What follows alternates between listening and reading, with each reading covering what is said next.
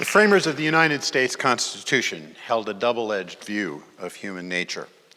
They had a great belief and were very optimistic about the potential for collective action and for the common good. But they also had a great concern and distrust about the human tendencies towards corruption, greed, and the thirst for power. They had acquired lessons from history that taught them that these human weaknesses could destroy almost any government. In the Constitution, the framers tried to construct a plan of government that would maximize the potential for collective action, but at the same time minimize the dangers of human weakness. They constructed a system of self-government with several filters to prevent against tyranny.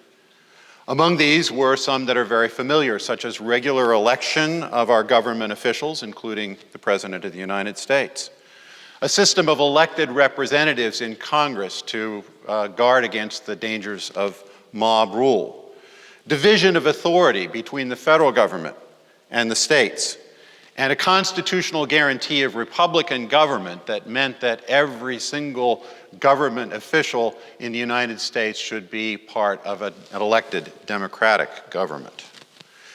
They also put in place an array of structures and functions that were meant to minimize the dangers of corruption and concentration of power.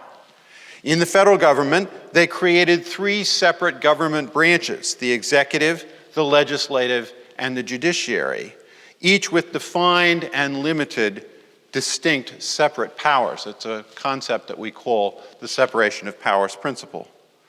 They also placed constitutional limits on the powers of each of these branches of government, and they structured their functions in such a way that at key points, each of the branches of government would have to share and cooperate with one of the other branches of government or risk having that other branch prevent it from taking action.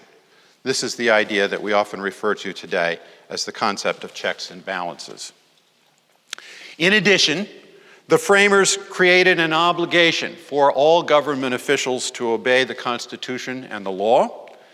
And finally, in the Bill of Rights, they set up an array of human rights that all government officials must observe and protect. To make this system work, however, there must be some means of enforcement. There must be some way for the various pieces of government to be required to do what they are supposed to do.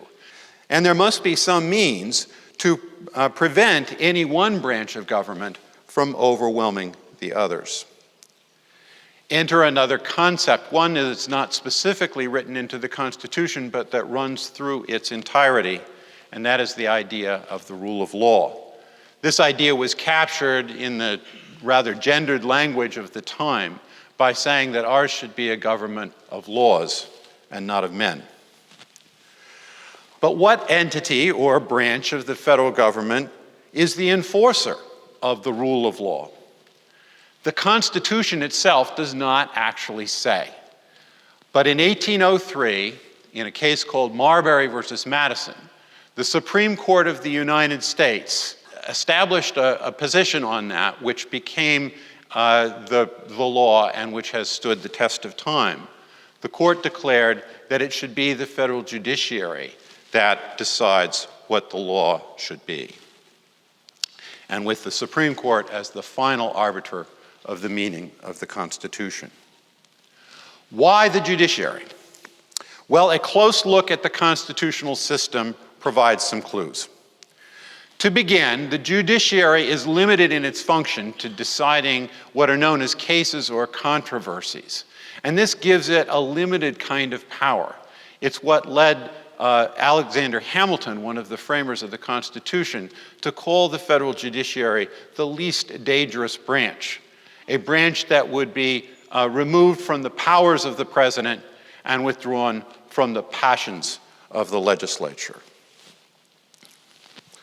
The judiciary also has a superior capacity for political independence. Judges are, in the federal system, judges are appointed, they're not elected. They are appointed through a process where they are nominated by the President of the United States and then confirmed by the Senate, making both the executive and the legislative branches responsible for their appointment. This pulls the judiciary, to some extent, partly away from the pressures of contemporary politics. Federal judges also serve during what the Constitution refers to as good behavior, meaning for most federal judges the rest of their lives.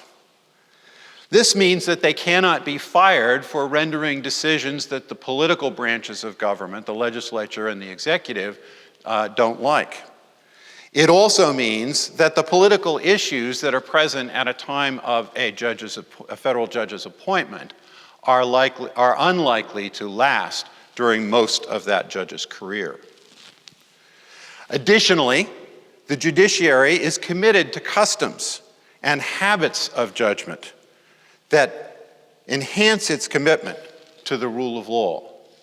These include such things as maintaining high standards of personal integrity, withdrawal from partisan politics, impartiality towards the parties who are before the court, a prohibition on having any personal stake in a matter that comes before the court, and a requirement that judges recuse themselves from decisions where they do have such a personal stake.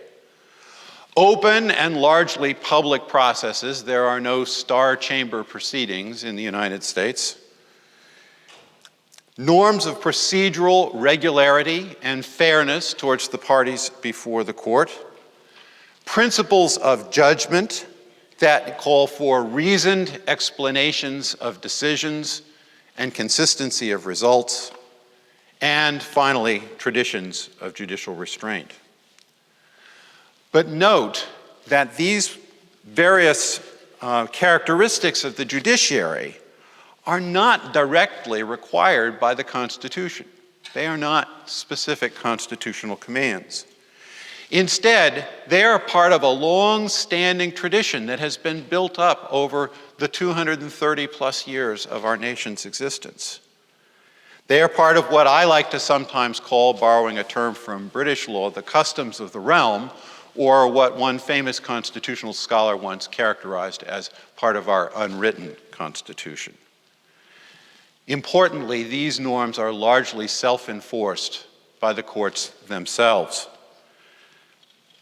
Especially on constitutional matters, the courts have the final say, and there is little that the other branches of government can do short of amendment of the Constitution or impeachment and removal from office of the judges themselves if the courts are to abuse their power. The strength of these constitutional customs depends on the strength of the judge's own commitment to maintaining them. Only if the judges themselves care deeply about these concepts will they last, will they be sustained.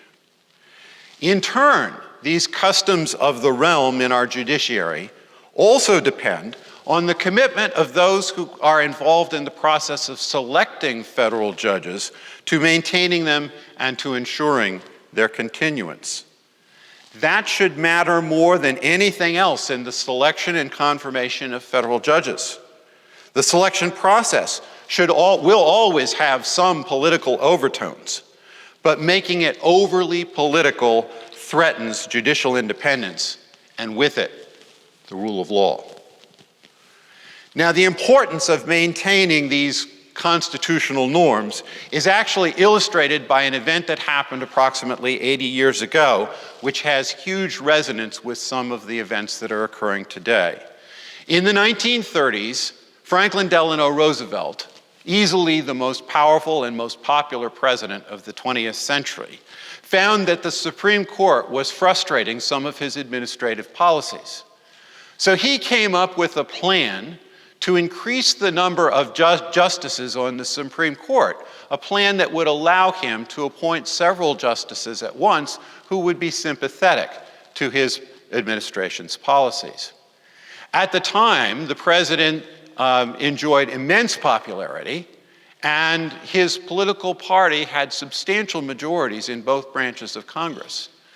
Since the size of the Supreme Court is not determined by constitutional law, but rather is determined by legislation, Congress had ample power to do what the president asked. But the members of the president's own party in Congress realized that if they did this, it would have long-term negative effects on the Supreme Court's legitimacy and authority, and they refused to go forward. When the Supreme Court itself registered unanimously concerns about the possible impact of the court-packing plan, President Roosevelt reluctantly withdrew it. Now, in contrast, our present political culture is threatening to destroy constitutional norms on which the rule of law depends. This has already begun in other areas of American law, and some of these other spheres include some of these different things. There has been aggressive gerrymandering and voter suppression strategies that are being used to deny or to waste people's votes. In Congress, legislative processes have become opaque and secretive to the point where members of Congress have votes taken on legislation that they haven't even had time to read, let alone deliberate. In Congress and in electoral politics, political practices of reciprocity, what I think of as sort of the golden rule of politics, which is, I don't do to you what if the political tables were turned, I wouldn't want you to do to me. That concept has been all but abandoned. And these types of policies, which have happened before in the past, have been relatively short-lived and regarded as aberrant behavior. But today, they have become a centerpiece of politics that is openly acknowledged and even celebrated.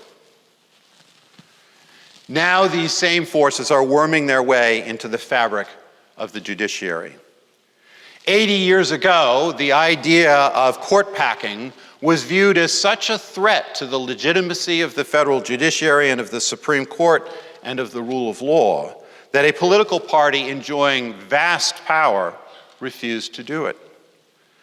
Today, court packing is becoming standard political business. Politicians are treating support or opposition for particular judicial candidates as a basis for seeking votes. Court packing has become a major selling point for political campaigns and for seeking political campaign funding. Recent Supreme Court confirmation processes illustrate a new level of partisan tactics around judicial appointments. Some examples include holding a seat on the Supreme Court open for the better part of 2 terms in order to enable a new president to make that appointment. Failing to hold confirmation hearings or to take confirmation votes on judicial nominees that the Senate leadership doesn't want to consider.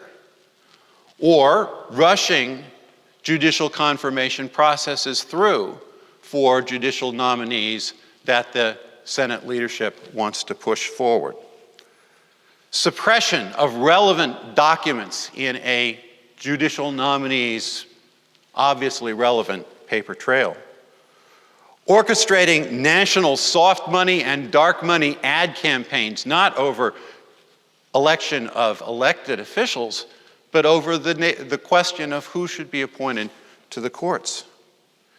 Engaging in politically coordinated interruption of judicial confirmation hearings. And making politically driven judgments about such matters as character and reputation for fairness and the weight of accusations that bear on character and integrity. This kind of breakdown in constitutional norms is like a virus. If it goes on, it gets worse. Every single breakdown in a constitutional norm by one party invites eventual reprisal, if not escalation, by the other political party. And all too soon, what was once seen as a transgression of fair process becomes a new normal. When that happens, the judicial customs of the realm that depend upon and have been built up upon generations of political cooperation and goodwill, they begin to break down. And when that sort of breakdown happens at the apex of our judicial system, it has a trickle-down effect that spreads throughout the entire judiciary, not only at the federal level, but even potentially in the states. What can we do? Well, legally and constitutionally, I'm afraid the answer is not much. Some people suggest the possibility of a constitutional amendment, and it is true that one possible amendment might help. That would be if we limited the terms of judges' service on the Supreme Court, say to a term of approximately 18 years, that might have some benefit. But if one studies the Constitution, one learns very quickly that the amendment process is extremely difficult, and it's pretty unlikely that such an amendment could be accomplished. In any event, what's at stake here is not so much the formal rules of constitutional law, but the implied and customary constitutional norms about their implementation. And those rely on accountability, on good faith, on a long view of the common good that transcends present-day political competition and thirst for power. Such commitments cannot be achieved through formal constitutional commands. They depend on human will and on cooperation. Driving appointments through for partisan purposes should be seen as what it is, the very kind of tyranny of the majority that the judicial branch was meant to prevent. Ultimately, as in any representative democracy, our best hope lies in collective knowledge, speech, and action. We must pay attention to what's happening and the direction that it is leading the country. We must speak out against policies that threaten the coherence and sustainability of our constitutional order. We must take these issues seriously and hold our collective representatives, all of them, accountable for their behavior. And we must at all costs avoid what I call a deal with the devil, which is getting some sort of temporary political advantage for our personal political purposes by sacrificing some long-term value that is essential to the maintenance and sustainability of our constitutional order. If our democracy is to thrive, we must apply to ourselves the same combination of optimism and realism that the framers of the Constitution possessed. We must believe in the prospect of collective self-government, and we must at the same time constantly guard against the lurking evils of corruption and a thirst for power. And we must act to ensure that our federal judicial system is staffed by judges who are first and foremost fair, independent, nonpartisan, of unimpeachable integrity, and committed, above all, to the honest and consistent application of the rule of law.